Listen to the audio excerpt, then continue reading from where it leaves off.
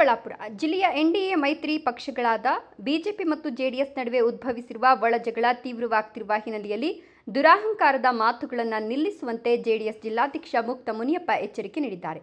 ನಗರದ ಪತ್ರಕರ್ತರ ಭವನದಲ್ಲಿ ಸುದ್ದಿಗೋಷ್ಠಿ ನಡೆಸಿ ಮಾತನಾಡಿದ ಅವರು, ಮೈತ್ರಿ ಪಕ್ಷಗಳಲ್ಲಿ ಭಿನ್ನಾಭಿಪ್ರಾಯಗಳು ಸಹಜವಾಗಿದ್ದರೂ ಅದನ್ನು ಸಾರ್ವಜನಿಕವಾಗಿ ತಾಕತ್ತು ಪ್ರದರ್ಶನ ಮಾಡುವ ಮೂಲಕ ದೊಡ್ಡ ವಿವಾದವನ್ನಾಗಿಸಬಾರದು ಅಂತ ತಿಳಿಸಿದರು.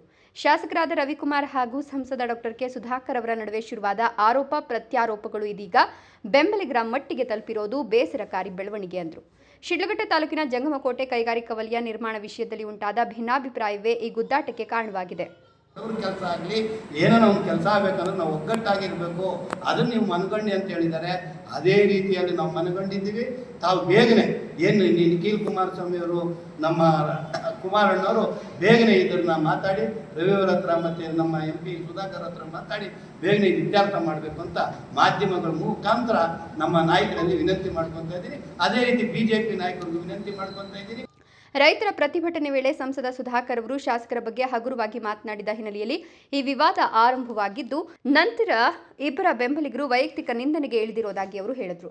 ಈ ಕುರಿತು ರಾಜ್ಯ ನಾಯಕರಾದ HD ಕುಮಾರಸ್ವಾಮಿ, ನಿಖಿಲ್ ಕುಮಾರಸ್ವಾಮಿ ಹಾಗೂ ಬಿಜೆಪಿ ರಾಜ್ಯಾಧ್ಯಕ್ಷರ ಗಮನಕ್ಕೆ ತರಲಾಗುವುದು. ಸಮಸ್ಯೆಯನ್ನು ಅಲ್ಲಿ ಚರ್ಚಿಸಿ ಪರಿಹಾರ ಕಂಡುಕೊಳ್ಬೇಕು, ಮೈತ್ರಿ ಒಗ್ಗಟ್ಟು ಕಾಪಾಡಬೇಕು ಅಂತ ಮನವಿ ಮಾಡಿದರು.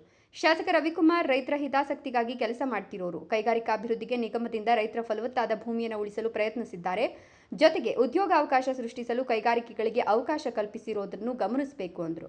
ಸುದ್ದಿಗೋಷ್ಠಿಯಲ್ಲಿ ಮಾತನಾಡಿದ ಜೆಡಿಎಸ್ ಜಿಲ್ಲಾ ಕಾರ್ಯಾಧ್ಯಕ್ಷ KR ರೆಡ್ಡಿ, ಜೆಡಿಎಸ್ ನಾಯಕ HD ದೇವೇಗೌಡ ಮತ್ತು ಪ್ರಧಾನಿ ನರೇಂದ್ರ ಮೋದಿ ನಡುವಿನ ಆತ್ಮೀಯತೆ ರಾಜ್ಯದಲ್ಲೂ NDA ಒಗ್ಗಟ್ಟನ್ನು ಬಲಪಡಿಸಲು ಸಹಕಾರಿಯಾಗುತ್ತದೆ ಎಂದರು. ಅನಾವಶ್ಯಕವಾಗಿ ಒಳಜಗಳವನ್ನು ಹೆಚ್ಚಿಸುವುದು ವಿರೋಧ ಪಕ್ಷಕ್ಕೆ ಲಾಭವಾಗಲಿದೆ ಅಂತ ಎಚ್ಚರಿಸಿದರು. ಈ ವೇಳೆ ಮುಖಂಡರಾದ ಶಾಂತಮೂರ್ತಿ, ಮಹಿಳಾ ಅಧ್ಯಕ್ಷೆ ಅರುಣಾ, ಅನಿಲ್, ಪ್ರಕಾಶ್, ನಾರಾಯಣಸ್ವಾಮಿ, ರಾಜಣ್ಣ, ಅಖಿಲ್ ರೆಡ್ಡಿ ಸೇರಿದಂತೆ ಇತರರು ಉಪಸ್ಥಿತರಿದ್ದರು.